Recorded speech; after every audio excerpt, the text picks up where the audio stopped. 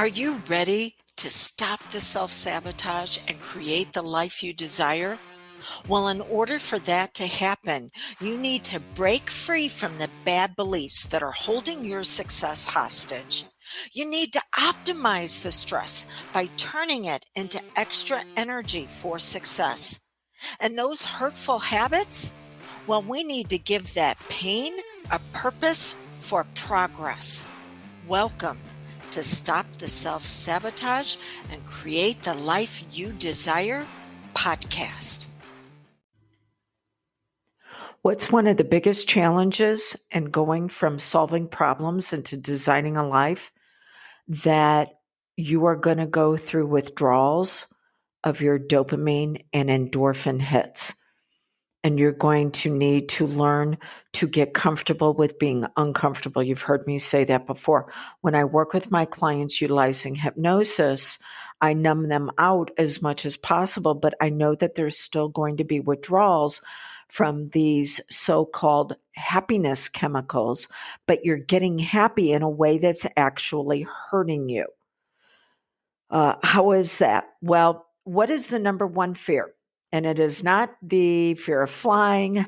It is not the fear of public speaking. It's not even the fear of dying. It is the fear of being wrong. That is the number one fear. And so you will do everything you can to prove that you're right. This is what confirmation bias is based on. And you were taught to be right by enduring problems that you then developed part of your identity to solve, but now it's very seductive. Those problems keep calling out to you. I talked about that in episode 338. And instead, you are supposed to be looking at the process, not the problem. That was in episode 337. And what is the process around? Well, it's around the fruit of the Spirit, what's going to bring you out at your healthiest and your best. And I talked about that in episode 336. But now we're going to have to deal with the withdrawal that you have because you're going to continue to want to prove that you're right in solving these problems. So what happens when you find a problem to solve? You're going to get hurt. Yep. Because it's not going to work out the way that you thought. The person isn't going to respond. The subconscious, because it will not tolerate a void, will find another bigger, badder problem for you to solve. And you're going to get hurt. But emotional hurt releases endorphins, which are a natural painkiller. So you actually then wind up feeling good by being hurt. And then your powerful mind says, oh, okay, well, then we need to use our confirmation bias to find the ways where we're going to get hurt because it's going to lead to the release of endorphins that will alleviate that pain for a little bit. And because I also talked about as a woman that whatever you're given, you will amplify. Guess what? You're going to amplify the hurt so you can amplify the endorphins that give you a little bit of relief from it. Oh my gosh, that right there should give you an idea of why you have been stuck and struggling, repeating the same habits and patterns. Whew, okay. But we're not done, okay? Your brain has been programmed and conditioned for these patterns. You may have heard me say before, why don't you have the life that you desire? It's because you're programming. It's because you're conditioning. I'll share with you in a moment the difference between those two. It's because you were taught to solve problems instead of designing a life. And because you do not have an identity that is congruent with the goal and the result that you want. So programming is all about the mental level.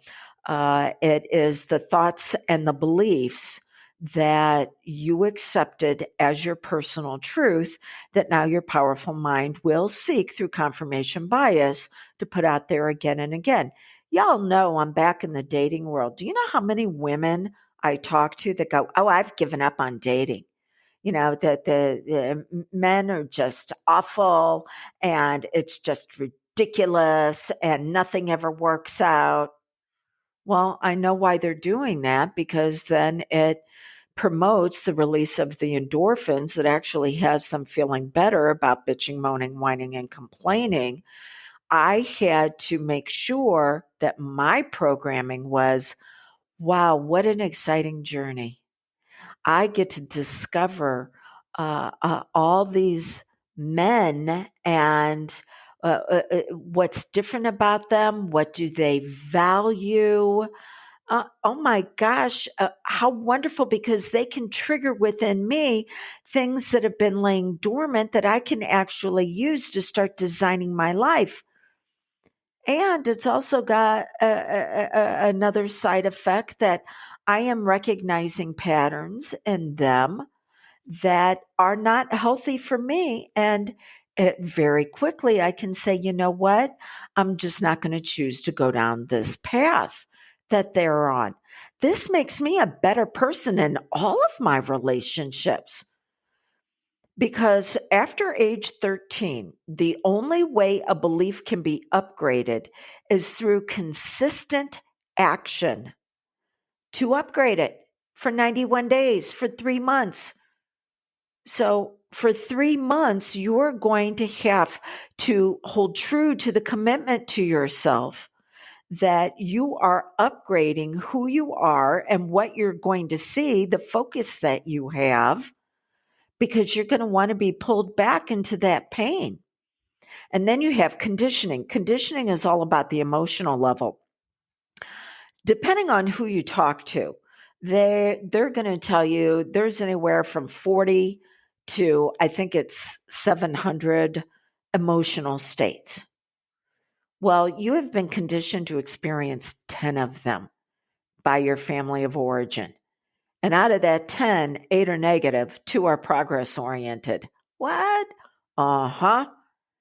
So you will continue to seek out emotional states through people, places, and things that are going to reinforce what you were originally given that we already know wasn't healthy, which is the reason why you keep enduring those negative emotions, the sadness, the overwhelm, because your brain has been conditioned to seek them out. Not your fault, but you have to take 100% responsibility about moving forward on it.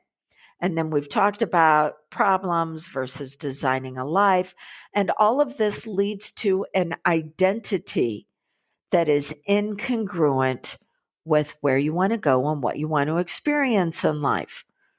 So your brain, your subconscious, and your subconscious is found is in every single cell of your being, has been ingrained with the patterns and the conditioning, the programming that this is what you need to do.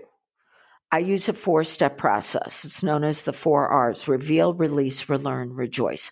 We reveal the part of your identity that experienced all of this. We release it from the original contract. But then we have to go in to relearn. And this is when you can have challenges. Because if you don't give that younger aspect of you, who you were when you learned that this is how life needed to be, was painful problems that were going to continue to hurt you, and that you'd get an endorphin hit uh, by being sad and being overwhelmed, and then it would alleviate it for just a little bit, and then those chemicals would begin to fade. And well, now you're going to have to go out and find something else to be sad over so you can have more endorphins in a very unhealthy way. Well, you have to give this younger aspect of you something new to do. I mean, this part of your personality is not going to go away. So relearn, give it a new focus of joy. You know, a lot of times, whenever I'm working in hypnosis and we bring out this younger aspect of the identity, and we're like, okay, what do you want to do instead that's healthy? It'll bring out things such as play in life, playfulness. One of the problems with women is they get older, they lose that playfulness. Men don't want to necessarily date somebody who's younger and immature, but it's that playful attitude that they're looking for. So it could be creativity in the arts. It could be developing friendships. So you've got to give that younger you something else to do. But there's another part to relearn. And that is the identity, the aspect of your personality that's been undeveloped. I like to call her your wise woman. Other people in my industry call it inner advisor. But your wise woman that knows how to guide you, mentor you, knows how to nurture and nourish the younger you. She hasn't had a place to show up because that spot had been filled by the younger you that was continuing to be sad. So we have to give that younger you, or excuse me, that wise woman permission now to take her rightful place in your life. But that means that you're going to need to handle being uncomfortable while that transition takes place. By the way, it takes approximately 91 days, 3 months, 13 weeks for an identity upgrade, which is the reason why I bring my clients in what's known as an all access pass, where they work with me once a week for 4 weeks, and we get a firm foundation on this.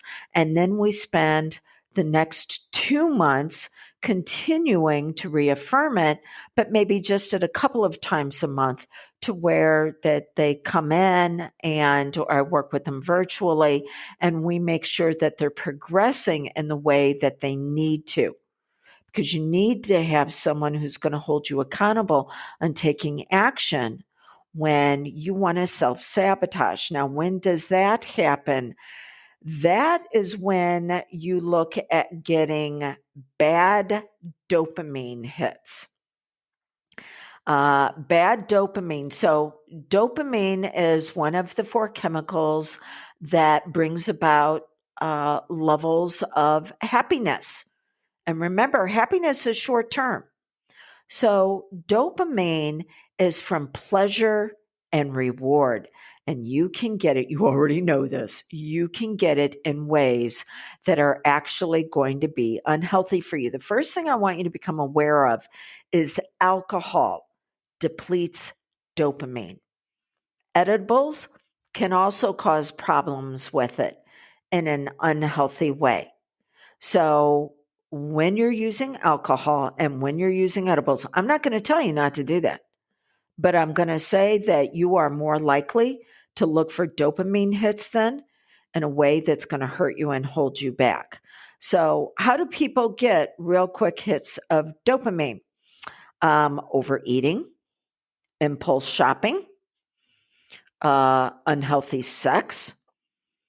I'm not talking about intimacy.